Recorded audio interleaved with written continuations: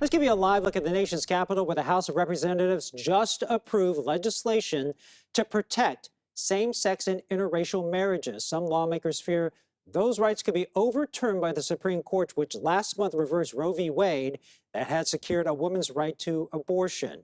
CBS reporter Natalie Brand is live in Washington, D.C. with the very latest. Natalie. And Ryan, just ahead of this vote earlier this afternoon, there was a demonstration for abortion rights that a number of Democratic lawmakers took part in. And Capitol Police say 17 members were actually arrested for civil disobedience. Then they came here to the Capitol to vote.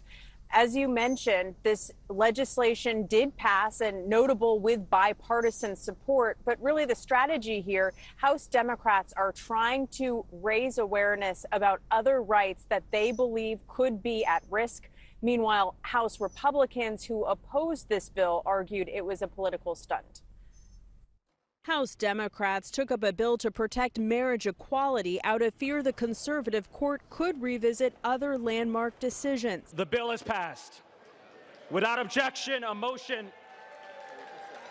The legislation passed with bipartisan support, 47 Republicans joining Democrats. It simply says each state will recognize the other state's marriages and not deny a person the right to marry based on race, gender, sexual orientation. Supporters of the Respect for Marriage Act note Justice Clarence Thomas's separate opinion suggested the court should reconsider past precedent, including same-sex marriage and access to contraception. But Republicans say the majority opinion did not go that far. This bill is simply the latest installment of the Democrats' campaign to delegitimize and attempt to intimidate the United States Supreme Court. Nearly 1 month since the Supreme Court's decision on abortion, patients and providers say they're navigating new restrictions and experiencing confusion depending on where they live.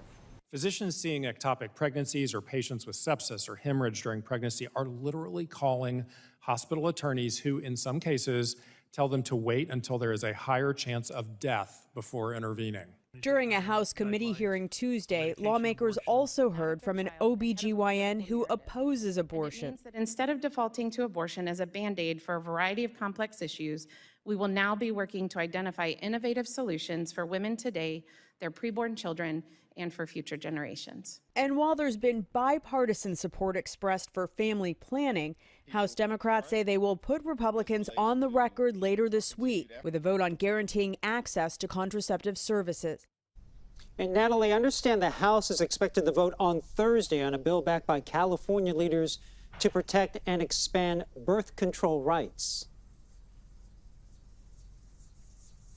That's right. That is the right to protect contraception, which would codify the right to access birth control. The House will be voting on it Thursday. A companion bill has also been introduced in the Senate and was co-introduced by both of California's senators.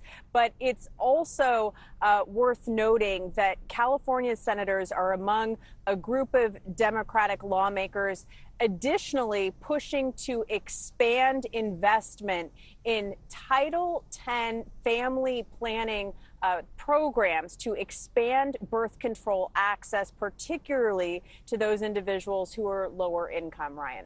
All right, thanks, Natalie Brand, reporting live from our nation's capital.